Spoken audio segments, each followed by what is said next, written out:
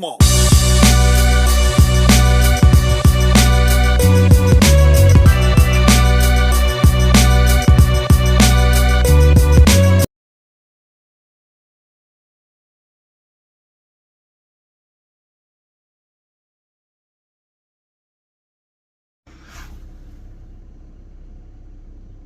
Happy Friday, my peoples. It is a half an hour earlier than usual. Me leaving for work. 2 reasons. The kids are off from school and so is my husband. So they chilling for the day. So I didn't have to get anybody ready. Also, today is my last day. Not with y'all. At my job. I've been there 6.5 years. And, well, it's bittersweet. I really thought I had found my forever. But if you've been watching all my other videos, we now live in a society that has a work community environment society that has been decimated because of the 401k. That was the video before this of another content creator who does finances and stuff, and she quickly talks about how the 401k kind of messed up the system of staying at a job and enjoying the longevity and getting the proverbial gold watch, how that has been pretty much eradicated because of the 401k, which is self-funded, versus the pension system where the company funded your pension. So you stayed there and you were loyal to them because you were thinking about the future and your pension, right? So it was advantageous for you to stay there, stay at a job for your entire career because of the pension. Now with self-funded 401ks, the race is money, because the more money you put into the 401k, which is self-funded and managed and invested by you, that is your form of retirement. And for many of us who are, for many of us, not us, because I'm fortunate enough to be in a pension system that is government based, but that's recent. That's the past 8 years. Before these 8 years, I was doing 401ks and at jobs that match, trying to find a job that would match my little 3%. But most of these jobs don't match anything. Like the job I'm at now, they don't match anything for your 401k. Nothing. So you put money in your 401k, it's your money. They're not matching anything. So, and that's how most jobs are. So the goal is to make more money to fund your retirement. And even the pension system that I'm in, the tier that I'm in, it is a contribution till I retire. And that's a lot. And at my income, I'm at the max. So I have to do 6% until I retire. Whereas the other tiers, it was only 10 years. But that system they claim was unsustainable. So they made this tier 6, which is terrible. We got a little win in Albany changing tier 6, but tier 6 is horrible. It's horrible. Anyway, as far as the pension system and attracting government workers, because the pay is not that high. It's very top heavy. It's very lowballing, and to give 6% of your monies mandatory, a lot of people can't do it. So it's not attractive. I might as well go into the private sector, make 20 to 30% more, and just fund my own 401k with matching, right? So I'm not giving 6%. I'm gonna give 3%. My employer is gonna give 3%. So I'm not coming out 6%. I'm coming out 3%, and I'm getting paid more.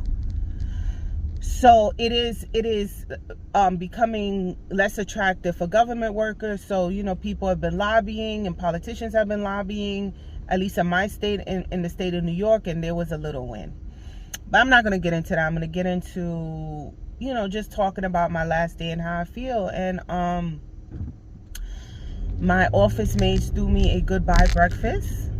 And I made sure to lead the conversation. They let me sit at the head of the table. How lovely.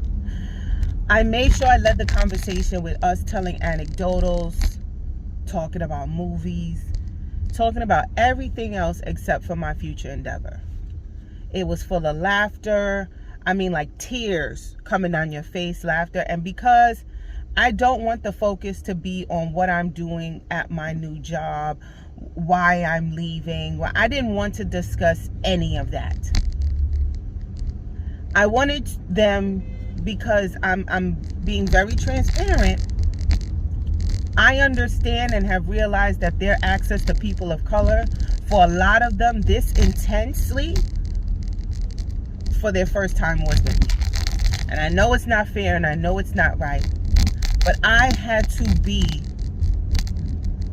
what's the saying? You gotta be 200% to be seen as half as good. That's what I had to do, and I did it. I did it because I knew I was representing the race as far as their exposure to people. Now, I did not whitewash myself. That I refused to do. They saw wigs, weaves, wings, extensions, braids, curry. I was not whitewashed. But I also introduced myself. We still in the loner, guys. Introduce myself very delicately into their communal spaces. I know I couldn't kick in the door waving the 4-4, like boom, here I am, I'm black, y'all, I'm blackity black. That's too intense. That's too much. By definition, we as a people are very intimidating, and that culture is that way for 300 years probably. The people worked there, they went to school there, they worked there, they found their spouse there, they still live there. I introduced myself with a spoonful of sugar helps the black medicine go down, right? So I did not assimilate because the culture's not mine, and that's okay. That's okay. The culture's not mine, and that's okay. But I introduced my culture in a respectable way that I didn't feel slighted and they didn't feel taken over. They didn't feel colonized, because God forbid you come in and colonize their spaces. And that's a problem. I introduced myself and everything, and over the past 6 years, there has been a liking, a mutual understanding. There was even a game invented when I heat up my food for them to try to smell and identify the spices. Because I have exposed them to that, and that's okay. And I understood the role when I took the job and listened to the people say, oh, you going there? They got a reputation for this and this. Oh, really? I looked it up. Oh, okay. Yep, they do. They do. And me working there, this hasn't been the first time I've been the first person of color working in a space. Unfortunately, this is not the first time that has happened. This is actually my third time coming into a PWI space and being that girl, right? And I was passed over twice for promotion and to a less qualified, grossly less qualified individual. I came with 6 years of experience, 4 years with them, 6 years total, advanced degrees and all of that stuff, and they gave it to someone with a bachelor's and no experience. So, and that happened to me twice, and then I realized that, and this is my own hypothesis, because nobody's strong enough, brave enough, or dumb enough to say this to my face, because it's illegal, right? They're not dumb enough to do it. But I'm a pretty smart girl. I'm intuitive, and I have a psychology degree, and I read body language, and I read people, and I know when you're lying to me. So, I know I was lied to. I know I was passed over, and I know that that position that I was well qualified for would never go to me, because the face of the office, the face of that department could not be somebody like me. Couldn't. It could not. I'm not from their world. I'm definitely not from their culture. I'm not their preference. I don't look like them. I don't act like them. I don't speak like them. Hell, I'm from Brooklyn and I say water and coffee. Let me get a small coffee. Not coffee, that's Boston. I say coffee. Call. Let me get a small coffee, light and sweet. Let me get a bottle of water. And yes, I could take elocution lessons and change all of that and whitewash myself and perm my hair to death and wear a foundation 2 times lighter so I could be more digestible, but that wouldn't have worked. I'm not from the world. I'm Ariel. Okay? And I realized that I am not the type of person to invest in changing the dynamic and culture of an institution at my expense.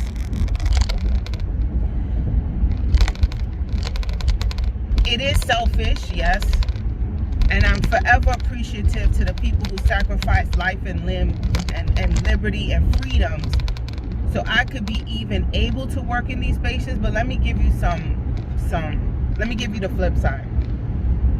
Brown versus the Topeka Board of Education, the little girl that integrated Kansas public schools. It worked, but y'all don't hear about the backstory. The mother and the father were married. The mother wanted to push, the father did not. It broke up their marriage. He left her. She was divorced, broke, and destitute, pretty much. She was harassed. She was bullied. There was violence against her. She was ostracized from her community and unhireable in her own community because she had garnished this reputation of being a Negro who would not stay in their place. And unfortunately, the people with the jobs and the access were white. They don't talk about how it ruined her life. And there's an interview of her being interviewed as an old woman, speaking under the regrets of her decision, but she thought she was doing the best thing for her child so her daughter could have a bright future. But it was at her own detriment. And there have been many theorists that theorize if integration, forcing integration was a detriment to black people. Because when we had our own institutions, our level of education was higher. We were more invested in. Our teachers looked like us. Now there's a unbalanced amount of children of color being labeled as difficult, slapped with IEPs, thrown in special ed, because that's where the money resides. There's a disproportionate amount of black children being suspended than white children. They make up only less than 30% of the school, yet they have 90% of the suspensions. How? So I'm not gonna go into that now. That's like a educational segment, because when I talk about these things, I like to pull up articles and pull up facts. Right now I'm talking off the cuff. But yes, I have looked into it, and there is a question to be asked: that has segregation hurt us as a desegregation? Sorry, has that hurt us as a people? Because we were thriving before that, and yes, the white institutions got more money and got more access, and we thought when we did that we would be afforded that same right, but we're not. So now we're separated by class and money, which has an attachment to old money, which has an attachment to property, which has an attachment to the quickest And should be easiest way to attain wealth is through property and land. But what happened? We were redlined, we were denied for mortgages, we were kept out of their suburbs. So we did not attain that level of wealth to come and live in, or even when we did have it, right? And here's the dark side of the HOAs. You had to be interviewed to get a co-op, a condo. You had to interview to buy a house in a not a compound, Jesus, like a community, HOA community. You could be denied. You could go in that interview and be denied. And only recently, in the past few years, I know in New York, now you have to give a reason. But before, you didn't have to get a reason. So now we separate the races by class and money. And if you are able to purchase in a high tax and send your kids to these public schools, you got your own issues to deal with when they're in that public school and they're the only one that looks like them. And don't think they don't face racism and call the N-word. Yes, they are. They are. They might not come and tell you, but they are. Because children mimic what they're seeing and what they heard. When I leave my job, you don't think the N-word is flying when they get home to their private spaces? Of course it is. These nerves. It happens, and I'm not going to. And they come back and they smile in our face. And that's fine. I live on the East Coast. I like my racism to be hidden, like I hide those vegetables in the spaghetti I make for my children. Okay? I like my racism minced up and hidden in the tomato sauce. Just like I hide that zucchini and that squash and all of that. I can't use broccoli, it's too intense. But I could hide me a yellow squash and a zucchini. Blend that up real good and hide that in some spaghetti sauce. That's how I like my racism hidden. Okay? I don't like it on the side like they do in the South. Okay? I relish in the less stressful way of digesting my racism through microaggressions and hidden behind my back. Smile in my face. Go right ahead. That's what I know. I'm from the East Coast. Okay? So I go to say that it was bittersweet because I just assumed that you work hard, you do whatever you got to do, you get an advanced degree, you do this, and the promotions and stuff will come to you. No, that's not true. So, I'm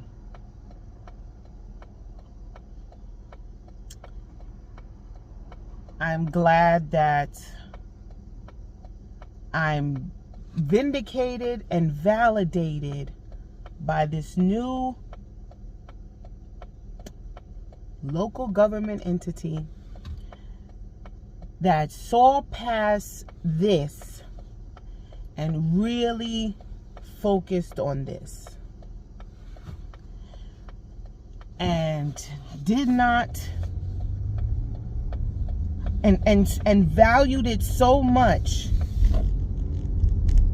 that they raised me 10%. They knew, oh, she's what we need. She's a change maker. That's what I do.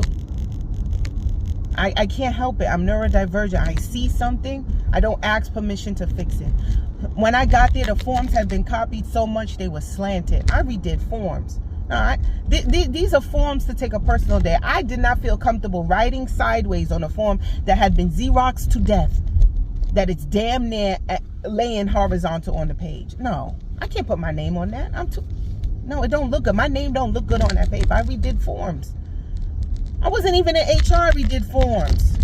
I created spreadsheets and tracking and all of that. I took Excel classes, advanced Excel classes, Google Sheet classes.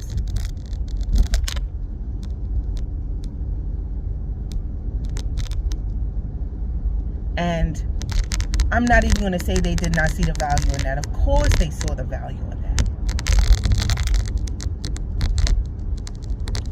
But the stronghold of the culture and the environment, they wouldn't do it. So now when my work mom is starting to, because she definitely has something going on, and she has so much going on in her life that her being hurt by me leaving is just too much. So now she's, playfully, I hate you, you're leaving me, forget you, and I'm mad at you. I said, why are you mad at me? Because you're leaving. I said, don't be mad at me, be mad at them. Be mad at them. And she had to flip. And she was like, you're right. I said, think of this. I said to my work mom, think of this. You guys ask me all the time, so what are you doing with the kids? What are you doing for the summer? What are you doing? I don't do anything. Y'all go on Disney cruises. Y'all take y'all kids to the Bahamas. Y'all do this because y'all compensated. I'm not. And when I look on job posting boards, the job that I do, them people getting $15,000 more than I do to do the same job and still with a high school diploma. Catch this, T. Somebody that left a year ago, they offered my job to her. She said, oh, that's too low. That's too low. I'm making this over there. And she calls me. You leaving? Yeah. You know they offered me your job? I wouldn't be surprised. That's all you was making? I said, what they offer you? Because I didn't know if they offered her less. They offered her the exact same salary I'm getting. That's all you were making for 12 months? Working this, working? I said, yes. She says she does less and makes, how much? 13,000 more than me. At another entity.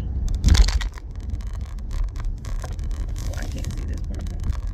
At another entity makes. So I know I made the right decision. She said, oh no, that's double and triple the work. So I know I was being lowballed. I know that they appreciated all of my hard work and my damn near baby genius.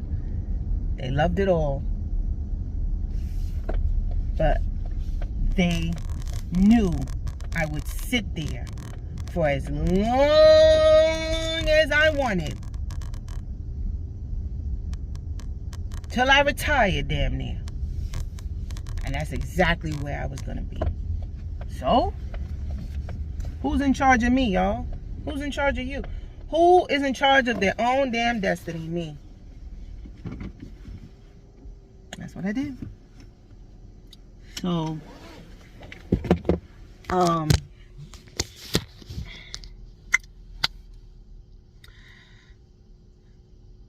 this is my last video filming on my way to work. A nice 30 minutes it used to take me. And it's been real. This is not my last time filming with y'all, but this is my last time speaking to you to decompress and reset myself and get ready for the work day, and using this time to just get it all out. And it's very cathartic for me, but this is my last on my way to work here video. And there will be other videos because I have to drive to the new place, which is not as long, so you'll get shorter videos. But I think I'm going to do more pre-recorded videos where I got my green screen and stuff. I had kind of put that on hold because I was in this transition, and you know, when I got passed over for that promotion, I was like this looking, so I had to focus on that because I don't want to feel slighted and bitter, and I don't want to walk around with a chip on my shoulder. And you don't got to tell me nothing. I mean, I gave you 2 times, but you know, third time there will be no third time. You're not gonna have an opportunity to do a third time, because I let y'all do this second time because I was not in a situation to transition. My kids were young. They 5 and they could wipe their own ass. Not great, but they could wipe their own ass and they sleep through the night. So now this opportunity came up and I was passed over again. So you're not going to get a third time. But